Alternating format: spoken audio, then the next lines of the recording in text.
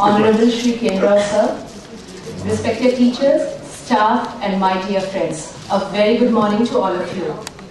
The very fact that all of you are here on a Sunday morning after working for 6 very long days through this hot week goes on to say your interest in this subject, the Vedic science of astrology.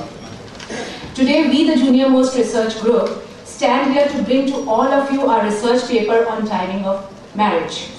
The world is said to have begun with Manav Shrishti, where Brahma willed and men came to life. This process of creation had 2 problems. First, Brahma could create only men, and second, because this process was not self-regenerating, there was stagnation and hence a decrease in population.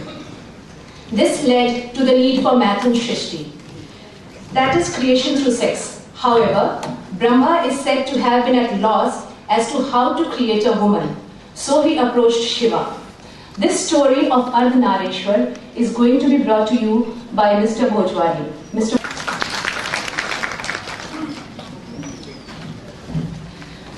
So this is how a woman came into being.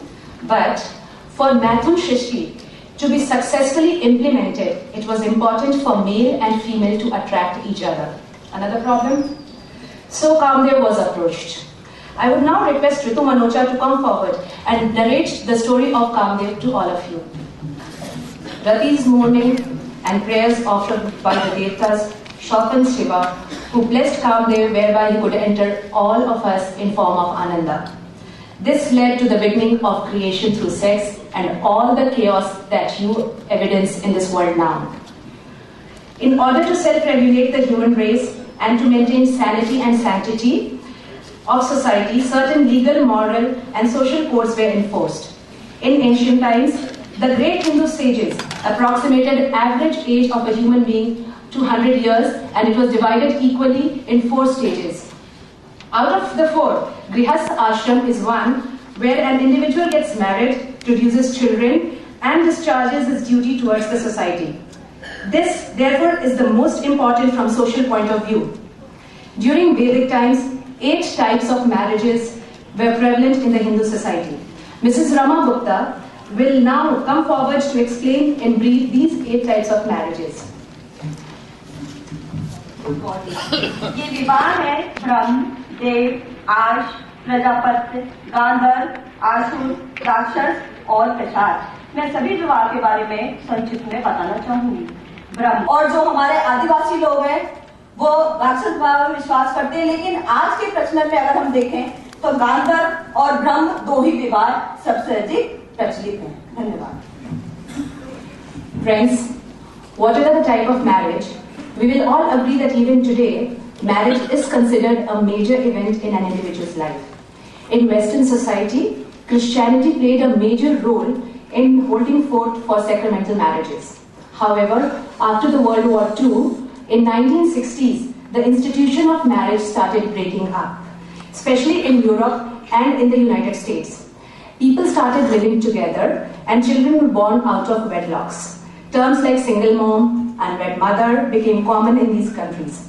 Now with the development of means of communication and transportation, the world is shrinking, and so the orthodox societies of Asia is also breaking down. Also, the stress on education and career for women have started changing our outlook towards marriage, especially the marriageable age. All said and done, marriage remains a very sacred and important institution of the society, and most parents who seek guidance of astrologers focus on the career and marriage of their children. Our concern in this research paper is with the astrological issue of timing of marriage, and we are going to focus on the sacramental and legal marriages. So for the time being, we are going to keep the live-in relationships out. A marriage is a relationship, matrimonial alliance between individuals who come to regard their life partners as Jeevan Sathi, usually recognized by civil authority and bound by the religious beliefs of the bride and the groom. Marriage, matrimony or shadi is found virtually in every society. The very oldest record that refers to shadi speaks of it as an established custom. Despite attempts of anthropologists to trace the origin of matrimony or shadi, evidence is still lacking.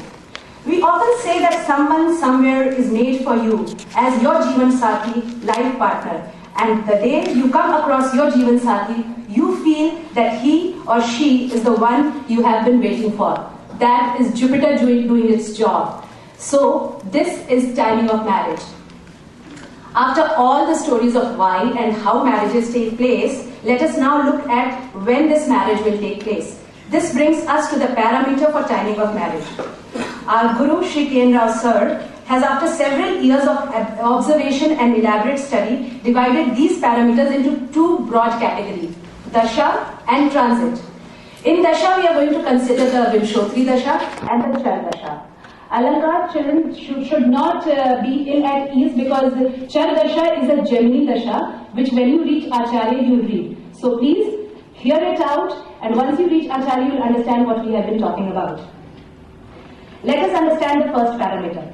According to first parameter in Vimshotri Dasha, Mahadasha Nath and Antardasha Nath ought to establish a relationship with Lagna, 7th house, Lagna Lord, 7th Lord, or the planets associated with them. Here we are going to constantly focus on the Lagna and the 7th house and their lords, because these are the two important houses that get involved during marriage.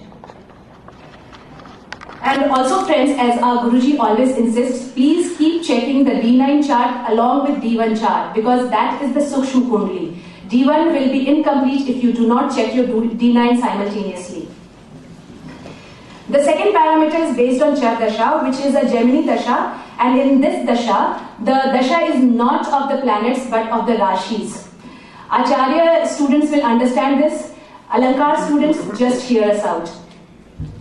According to this parameter, the Antardasha Nath should form a connection with Darakarak Navansh, Darapad, Uppad Lagna, 7th Lord of D1 and D9. Now that brings us to the transit now. In transit, the foremost transit will be of Jupiter. This being a sacramental marriage, Jupiter has to give his permission and blessing. We are in the third parameter, we say Jupiter should aspect the Vivah Sahem. Now, Sahem is a sensitive point in a horoscope.